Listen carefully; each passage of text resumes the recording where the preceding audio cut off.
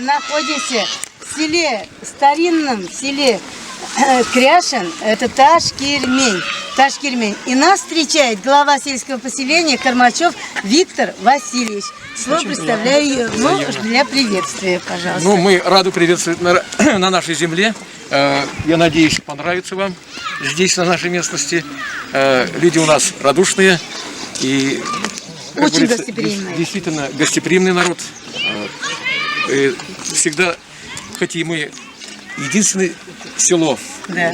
Милитяки переехали они в Советский район. Да. Татары, Кряшины, ну по-разному. И насчет этого и не даст соврать, и какие-то дискуссии появляются. Ну, да, это постоянно, да. Поэтому я считаю, мы самобытный народ. Два населенных пункта, это село Ташкирмень, Кряшина, и вот деревня Макаровка, это русское население. У нас много исторических мест, которые расскажут в дальнейшем, и наши представители, учителя, ученики скажут еще свое слово. И вы воочию убедитесь, что каждый, говорят, конечно, каждый кулик свое болото хвалит. Но я без оснований хвалю. Она действительно... А потопов не бывает у вас? Потопов не бывает? Нет, такого бывало, до сюда прибывало. Вот сейчас прибывает вода немного. То есть вот этот пойму она затапливает, да? Да. Но она когда-то вообще узкая была, Леша, и в связи с этим водохранилищем, это уже по истории. Ну, мы, конечно, знаем. Да, это все знаете. Ну, последние годы... Вот у нас дети играют, в прошлом году по федеральной программе вот такие спортплощадки, и у нас 14 населенных пунктов, в целом у нас 34 различных площадок, этих спортзалов всякие, всячины. А в районе проживает это 41 308 человек. Я еще похвалюсь, вот по программе республиканской, она в прошлом году, первый год, вот капитальный ремонт здания исполком сделали, где находится и отделение почты, библиотека. В том смысле, я сейчас и говорю по экономической ситуации, мы в том плане оптимистичны. Пожалуйста, отсюда можно. Нас встречает директор школы. Нас встречает директор школы Марина Терентьевна Сидорова и также руководитель детского фольклорного ансамбля. Это Кымеш, это серебро. Сами знаете, серебро является источником здоровья, это исцелительную силу имеет. Это Валентина Михайловна Сабанаева. Это на энтузиазме, вот они работают и создают, и вот выступают. Вы увидите их выступление в клубе сегодня, да? Вы удивитесь, как они могут играть. Да? Нет, я уже нацеливаю. Все нормально, все нормально. А сейчас... Sizde kilgensiz iken, bizde kilgensiz iken. Sizde kilgensiz iken, bizde kilgensiz iken. Sizde bizden köpek iken, ay bitmişsiz iken. Sizde bizden köpek iken, ay bitmişsiz iken. Taşkirmen kalası yemlemiş buyunda. Faydalına yürüsem de siz bulasız uyumda. Уважаемые гости, мы рады видеть вас в селе Ташкирмень. Наше село называют жемчужиной Лаишевского края. И не зря. Село расположено в одном из живописнейших уголков природы, дорога которому пролегает через Волжско-Камский заповедник с богатой флорой и фауной. Все те, кто приезжает в наше село, влюбляются в наши пейзажи. Удивительно это село еще и тем, что это единственное село на весь Лаишевский район, где проживает самобытный народ – кряшины, представительницами которого являемся и мы. Кто такие кряшины? Это тюркоязычный этнос, исповедующий православие, говорящий на старо-татарском языке, свободно от персидских и арабских заимствований. Многие нас относят к татарам, хотя мы отличаемся от них и особенностями языка, и фольклором, традициями, обычаями. У кряшин есть свой алфавит, который был составлен знаменитым просветителем Николаем Ивановичем Ильинским. Ташкирмень – одно из древнейших поселений Лаишевского края с богатой историей. Эти местности были населены людьми еще в эпоху неолита, а само село возникло в V-VII веке как поселение и крепость, призванное отражать то набеги кочевников, то повстанцев, то иноземных захватчиков. Ташкирмень переводится как каменная крепость. Эта крепость представляет собой большой курган, на верху которого находится кольцевой земляной вал. Археологи установили, что внутри этого вала находятся бревна, покрытые обожженной глиной, которые со временем превратились в камень. Считается, что жители, знавшие это, именно поэтому назвали село Ташкирмень. Местное население называет это городище Калабаше, главная крепость, и считает его святым местом. В престольный праздник нашего села Троицу собираются на это городище гости и односельчане. В этот день обязательно нужно пробежаться 3 раза по земляному валу крепости, собрать 3 вида трав, потому что в этот день трава считается целебной. Старшее поколение нашего села, наши бабушки, на рассвете поднимаются на городище и совершают обряд задабривания духов неба, земли и воды, поют старинные песни, которые сохранились в селе со времен Казанского ханства. Чтобы у жителей Ташкирмени была возможность слушать службы и проповеди на кряжинском языке, в 1895 году по инициативе братства святителя Гурия по уникальному проекту архитектора Федора Малиновского было начато строительство церкви. Деньги собирали всем миром.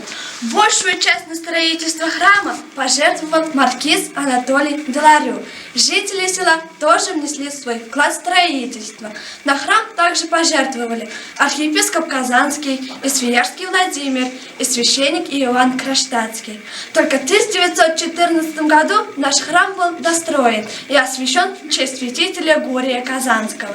Много испытаний вынесла наша церковь, 2 раза реставрировалась и, вынес все тяготы, действует и поныне. В 2011 году наша церковь была освящена в честь всех казанских святых, и сейчас наша церковь работает во все праздники. В году по инициативе братства святителей Гурия специально создан в миссионерских целях в Ташкирмени для посвящения и обучения кряжин открывается инородческая начальная школа. Попечителем этой школы являлся помещик соседней русской деревни Макаровки маркиз Анатолий Александрович Деларю. Занятия велись учителями кряжин, выпускниками Казанской крещено-татарской школы. В советский период школа работает по образовательной программе СССР, обучение ведется на татарском языке. С 70-х годов 20 века обучение ведется на русском языке.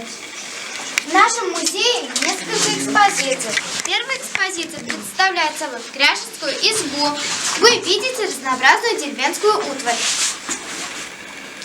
Жители нашего села занимались и земледелием, и охотой, и рыболовством, и пчеловодством, держали скот, ткали, пряли, вышивали. Перед вами орудие их труда. Изделия. Старинная женская кряжинская одежда, которую носили наши бабушки и прабабушки. Во второй экспозиции и деньги разных периодов, начальные изделия из черной глины, которые здесь когда-то добывали, и даже бивень древнего бизона, который здесь когда-то обитал. Третья экспозиция посвящена военной тематике. Жители села активно участвовали во всех событиях, которые происходили в истории государства. Это и война 1812 года, и русско-японская, и гражданская война, и, конечно же, Великая Отечественная война. На Великую Отечественную войну из нашего села ушли около 300 человек. Каждый второй не вернулся с войны. Здесь вы видите старинный мушкет 1812 года, пляшку с русско-японской войны, штык времен гражданской войны, награды, фотографии наших анасичан, их письма, которые они писали с фронта своим близким. Военный хлеб, техника и обязательный атрибут нашего советского времени – октябрятская, комсомольская, пионерская символика.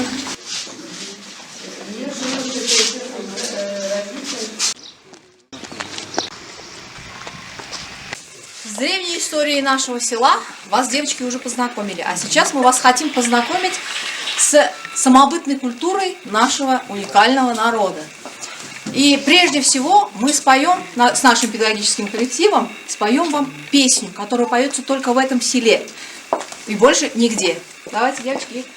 Урманнарга барса, синирте бар урман күкелері, уятып жаның асыл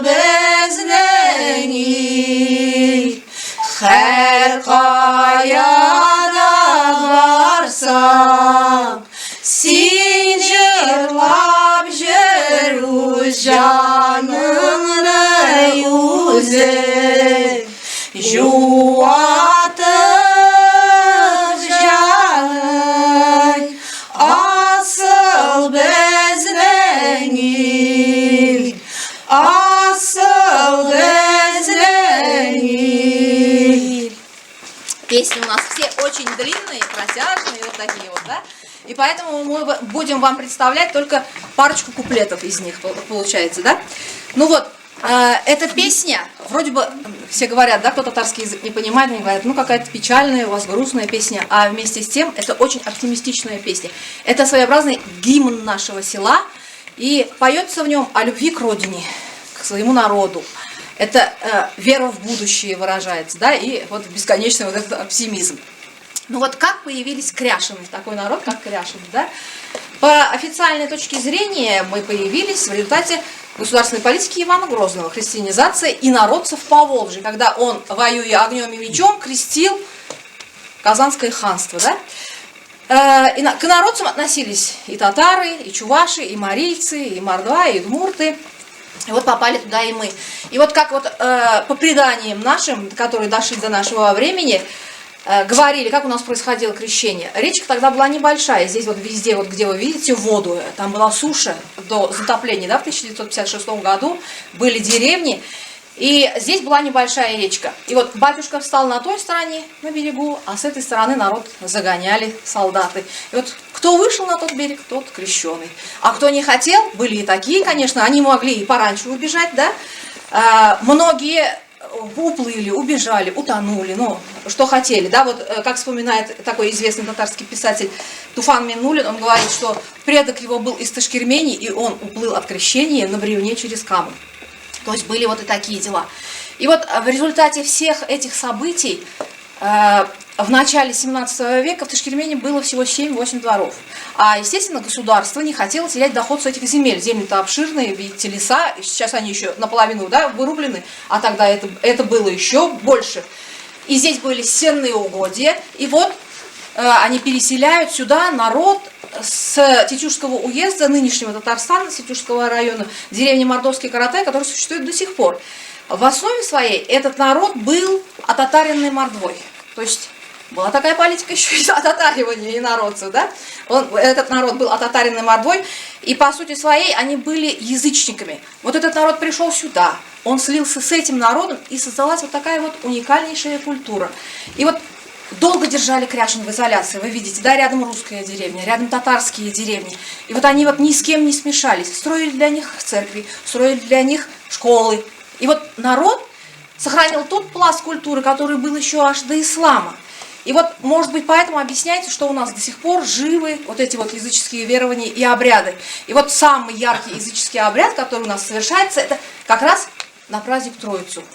На Троицу поднимаются у нас на городище, вот девочки вам рассказывали, да, помните, старейшие жители нашего села бабушки, и они там совершают обряд жертвоприношения. Раньше этот обряд обязательно в жертву приносилось животное какое-нибудь. Ноги, голова закапывались. Это сначала крупное животное могло быть, потом овцы, например, да, потом курица. И до 20 века, конца 20 века это еще сохранялось. И обязательные жертвы также были крашеные, как на Пасху, яйца. И вот вам сейчас, девочки, конечно, обряд длится очень долго, около 2 часов. Мы его сократили, так? И в театрализованном таком виде девочки вам представят этот обряд. Представьте, они бабушки.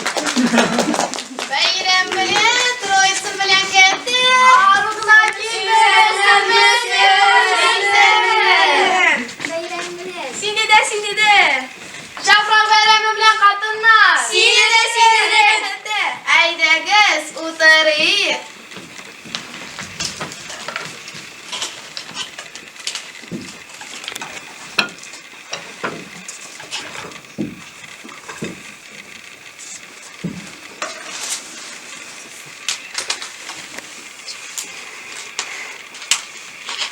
Вот эта еда воспринимается как милостыня. Да, ведь так же раздают же.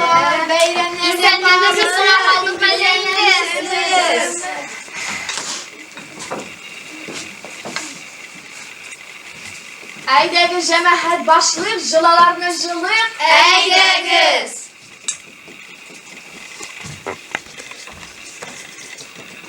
Jir ana tinch bo'lsin, ilga kunga tinchlik kelsin. Sizga ishlarin olg'iz, bizga umid etmagiz. Духом земли вот так вот закапывается яйцо в землю. Su analары, su иеләре, безгә өмет итмәгез, гаиләләребез, балаларыбыз сау-сәламәт булсын. Духом воды просят они. Покоя, мира, здоровья. Семьи. Җир ана, җир ата, кешегә зыян китермәсеннәр.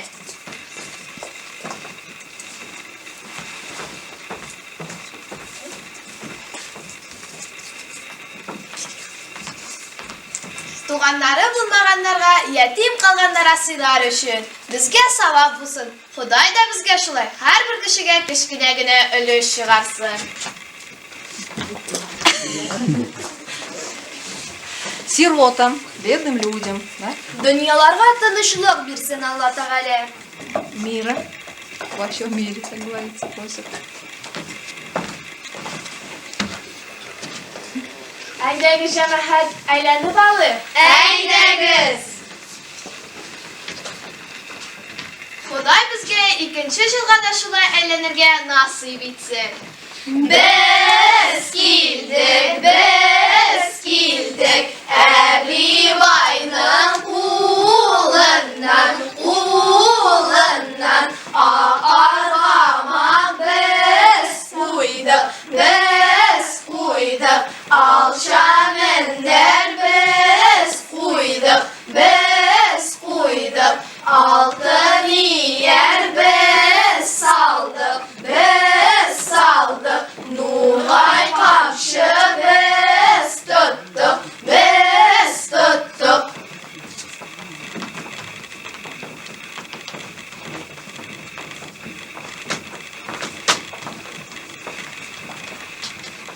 Җим шәшәк, нарим җанга ни кирәк, Акалфаклы кыз кирәк, Җемрә җим шәшәк, нарим җанга ни кирәк, Җарма бүз кирәк, Аны дигәр кыз кирәк, Кул аягы төз кирәк. Әйбәт булды бу, бик әйбәт. Әйдәгез, капкалап алыйк. Үзем пешердем капкарамары. Бик тәмле булган кәтә, бик тәмле. Менә монысын да үз иткәтә. Тәмле булган бу, тәмле. Әйдәгез, Мәрьямне дә җырлап алабыз. Әйдәгез. Бардым базар алдына, Мәрьям сатуын сатып тук булдым, Мәрьям. Айкай Ходай эшләрен, Мәрьям. Бер сәгатьтә җук булдым, Мәрьям. Капка төбен тар урам, Мәрьям. Кайтарып булмыйдыр, Мәрьям. Бер Худайның язмышына, Мәрьям. Тел кайтарып булмыйдыр, Мәрьям. Әйдәгез, Шикамышны да җырлап алыйк. Әйдәгез. Ай, Шикамыш, ай астыннан үткәндә, Ай, Шикамыш, артын быргы тартканда, Ай, Шикамыш, көн астыннан үткәндә, Ай, Шикамыш, көмеш быргы тартканда, Ай, Шикамыш, безнең кызлар туганда, Ай, Шикамыш, ак аргама суйганда, kamış altın bişik askanda. Ayşi kamış büzgür gençlik yapkanda. Ayşi kamış. Aybat buldu bu, bir gaybet. Әйдәгез, кибетті ойны. Қайсыңыз кибетке бара? Бабушки здесь еще играют вот разные игры, да, вот игра, одна из игр, магазин называется. Ходят, собирают эту траву и дарят ее с пожеланиями друг другу. Варят из нее настои, отвары, скотину поют во время болезни. То есть вот это вот тоже одно. Вы чем-то закрываете? Конечно. То есть с собой приносите? Обязательно. Да. Все, кроме водки можно, спиртного. Hayalede barısı da isen savulsun kete. Tırlıklar avutmazsın marı. Mallarımsın naştıy. Əmrin şulay bulsun. Rahmet naştıy. Әйдәгі жәмәхәт жылаларды жылады, қайтыр хакире. Әйдәгіз. Наконец, собираются домой уже. Это на целый день, да? Ну, около 2 часов. Вот раньше вот было. Вот сейчас бабушек меньше ходит, конечно. А? Какое время дня примерно? Это очень рано, аж до 8 часов, часов 7, да, 8, вот так вот. А сколько сейчас бабушек ходит? В прошлом году вообще одна бабушка была. Да, потому что бабушки старые, Просто тяжело, да? тяжело, да. Xuday bizni qudratindən, izgilər bizi yardımlarından taşlamasın. Тағын бірге шулай жиылышырға ятсын, қатындар. Все мы туда ходим, да, мы христиане, конечно, мы ходим и в церковь, потом поднимаемся на городище. Обязательно 3 круга нужно сделать. Не просто походить, да, вот так, а надо пробежаться. Даже бабушки также бегут. И верят, что здоровье будет им, опять же, энергия на весь год. И что они еще раз обязательно поднимутся на следующий год. Да, они вот в это верят. Вот обратили внимание, наверное, да, ведь мы, несмотря на то, что у нас русские фамилии, имена, отчества, да, Валентина Михайловна же и все остальные тоже с русскими именами, переиначиваем имена, да, ведь вот бабушки особенно. Сейчас мы, конечно, уже не переиначиваем, но видите, да, Мары – это Мария. То есть у нас фонетический строй языка такой, что кроме вот этих отсутствия персидских и арабских заимствований, как говорили, да, ведь у нас нет звуков В, Ф, Ц, Щ. И если именно в именах они есть, а в христианских именах они есть, да, ведь мы их переиначиваем, да. Вот, например, дочь у меня Дарья, Дарук, Даржа, Илья это Ильжа, вот такие вот звуки, да, ведь Степан такой, Филипп, Пилип, вот так вот будет. Гаврил у нас Гавти, Гавыр, вот такой вот, да. Вот Александра это Лаксы, Таты это Татьяна, да. Надуш, Надука это Надежда. Ну, вот, в общем, вот так вот все переиначиваем. И вот так вот. Да, вот вы прослушали песни, да, вот их всего несколько, еще больше поются. Обязательно у нас есть такая песня. Вот в 2004 году когда-то мы такой грандиозный праздник районный в школе сделали. Районный праздник крещенных татар, учителя татарского языка со всего района к нам собрались. И вот по прошествии многих уже лет, 2004 года, одна учительница приехала недавно буквально на семинар библиотекарей и говорит: я, говорит, из всего вашего праздника запомнила только вот эту одну песню. Она такая долгая, у нее до 40 куплетов. И знаете, вот она очень такая печальная, грустная, но очень красивая песня. И вот если вы обратили внимание, у нас во всех песнях имена татарские. Нарымжан, Марьям, да, ведь они пели вам. И есть еще такая песня, вот Мәулимжан называется. У одного мужчины жена умирает, он остается один, и вот во всем, что он видит кругом, да, он видит отсутствие ее, нету ее. Мы сейчас ее споем, да. Сейчас мы с девочками споем, с нашими учителями.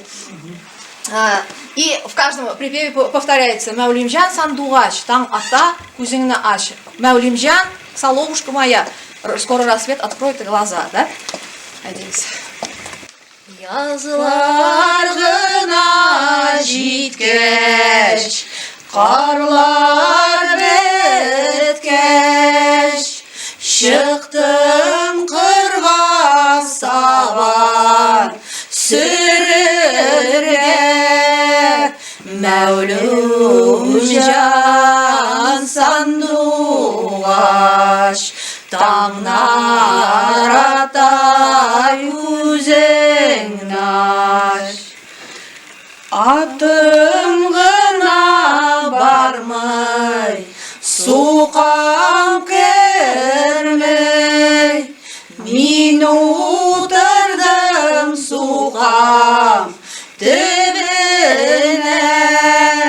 Mevlucan sanduaş, Tanlar atay kuzenaş.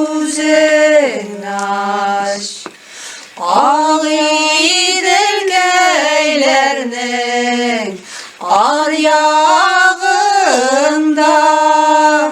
kırkazları yata tezelip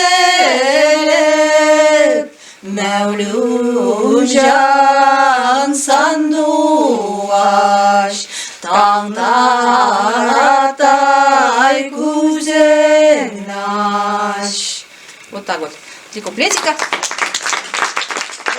А службы в церкви у вас на каком языке? На русском. На русском? Но мы поем молитвы и на кряшинском. Бывает, нам батюшка заставляет учить. Давайте, говорит, на большие праздники спойте. Вот бывает и такое, да. Ну вот, мы вас познакомили немножко с культурой, да. И посмотрите, вот как я вот сказала, инородцы, чуваши, удмурты, по одежде, если смотреть, да, мы все-таки близки не к татарам, а как раз к чувашам, удмуртам, всем этим инородцам, так скажем, да.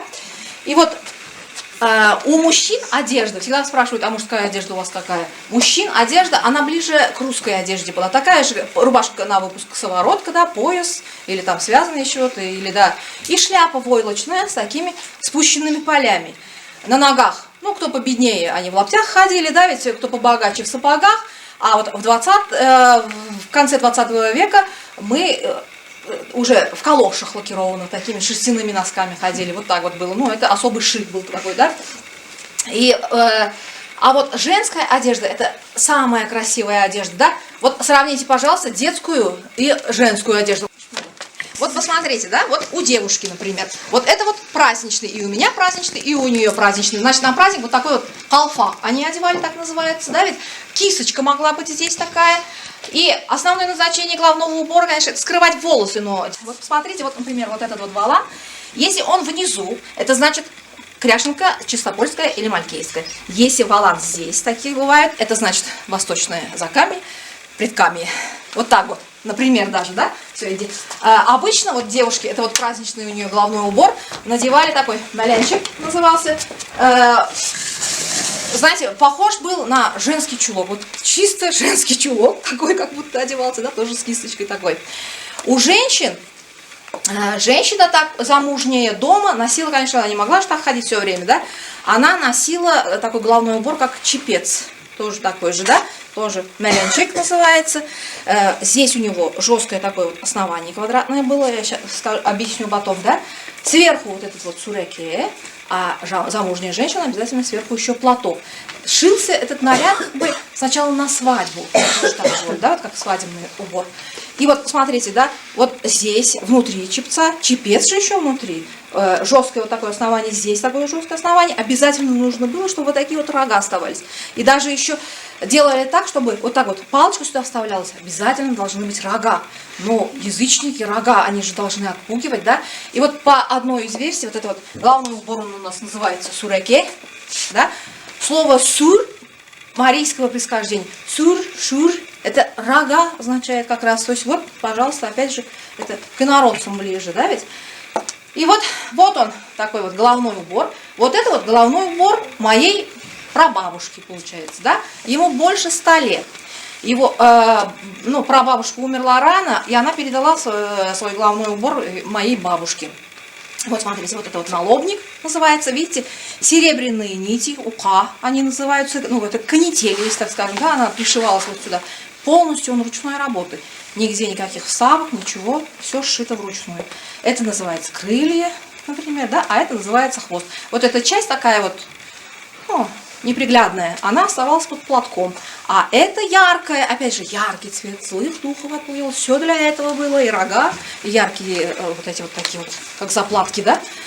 И потом, например, вот даже вот эти вот кисточки, вот так вот должны были вот сюда вот кисточки выходить, да, они не просто так. Вот у моей бабушки, например, было 2 сына, вот 2 кисточки, да, и 6 дочерей, вот они 6 кисточек, вот, пожалуйста, да, вот, то есть это были дети. Значит, смотришь на женщину и видишь, ага, она замужем, потому что она в суреке, в платке, у нее столько-то детей. И еще, вот, например, вот эти вот, как их, рюшечки, да, на платье, они пришивались тоже не просто так. Если вы обратили внимание, у нас в музее висит костюмчик один, у него только одна такая белая кружевная рюшечка. Это значит девичий костюм. Она помолвлена только что. Женщина выходила замуж и нашивался следующая рюшечка нашивалась, да. Если она разводилась, нашивалась еще одна рюшечка, но уже другого цвета какого-нибудь. Вот даже вот это вот, судя по одежде можно было, и даже можно было узнать, ну, богатая ли она или бедная, украшен, ну, большей частью серебро все-таки было, да, ведь в украшениях тоже и сережки были, и браслеты серебряные были, и обязательное украшение было муинца, вот так вот из монет шилось, и, ну, кто победнее, в одну мог, да, ведь в две там полоски, а у некоторых были даже вот такие вот, да, тяжелые, значит, женщины очень богатые, или вот так вот тушлек называлась, такая, повязка была вот такая вот. Что вам еще рассказать? Так, и вот слово суреке еще, да, могло означать, вот когда Филонна сказала, оно говорит, от русского сорока произошло, но вот есть такое персидское, да, слово, тоже суреке, оказывается. Слово сур – это голова, а аке – это мать, то есть кормящая мать одевала. Суреке – головной убор. То есть все-таки в основе своей это не русский головной убор получается.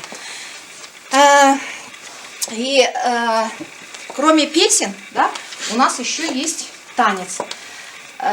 Если вот, например, других кряшн вы посмотрите, хоть русских вы посмотрите, да, хоть татар посмотрите, ну такие веселые, заводные танцы. А у нас вот был свой притоп всегда. У нас ноги практически не отрываются от пола, когда мы танцуем. И вот движения чуть-чуть такие скупые. Ну вот, и они показывают какое-то трудовое движение. Это мы пряжу. Это вот такое движение могло быть. Это значит, придем, веретено, так ведь вот так вот могло быть. И вот знаете, вот на Троицу особенно такие вот праздники у нас происходили. Вечер Троицы был такой, ну, игра, хоровод. Вот в Караоне видели, какой хоровод, да, ведь был? И у нас в Чат-Уине продолжалась эта игра неделю. Собирался тоже весь народ, даже макаровские к нам спускались и водили хоровод. И он тоже был особый. 2 круга в нем обязательно было. Один хоровод в одну сторону, второй хоровод в другую сторону. И вот так вот. И тоже шли они особым шагом и пели, вот как вот недавно одна макаровская женщина вспоминала. Помню, говорит, обязательно такая игра была, ну, получается, ее играли еще недавно. Обязательно была такая игра. И, говорит, пели, говорит, там, говорит, песню, говорит, дикий мышь, дикий мышь. Дикий мышь. А это вот наш чикамыш, который вам девочки спели же. Это как раз вот это вот чикамыш, оказывается, вот вспомнилась. То есть даже макарские помнят вот это вот, да. И помнят они, что Симек такой, да, праздник был, прям перед Троицей, по-моему. Ходили девушки с березу, да, на березу завязывали они ленточки, и вот они с песнями ходили по деревне, подарки собирали. А вечером собирались они в одном доме и устраивали там праздник. То есть вот такое даже вот было. Про Пасху тоже говорите. А? Про Пасху. Или танец. Про Пасху, да. А на Пасху у нас такой вот тоже обычай есть. 2 недели, по-моему, да, ведь держится. На Пасху обязательно устанавливают качели перед Пасхой, в субботу перед Пасхой устанавливают качели, и обязательно в течение хотя бы 1 недели люди должны там покататься, да, ведь снимает грехи, товарищи, можно в церковь не ходить, снимает грехи, да, вот так вот. И вот, знаете, вот как раз вот этот вот 2004 год был у нас очень удачный. Мы с учителями, с нашим педагогическим коллективом восстановили вот эти вот все песни, мы бабушек собрали у нас в школе, восстановили танец. Это вот наш вот учительский вот танец был. Вот потом мы влились с ним в ансамбль Суреке и заняли 1 место на всероссийском уровне. Это как раз наш танец и есть учительский. И вот сейчас мы его танцуем с девочками. То есть наш этнокривический кружок продолжает эти традиции. Мы изучаем песни, обычаи и танцы. И танцы у нас, ну, народ, сами понимаете, не у всех фортепиано было за кустом, и не у всех, да, вот такие гармошки были, что под руку попадалось, на том и играли. Печная заслонка, это вот такой вот, да, утюжок для белья, так скажем, да, самоварная труба, например, такую, ну, нехитрую такую музыку, вот с нашим вот таким притопом, да, медленным таким, вот посмотрите, ну, просто я вам наиграю, да.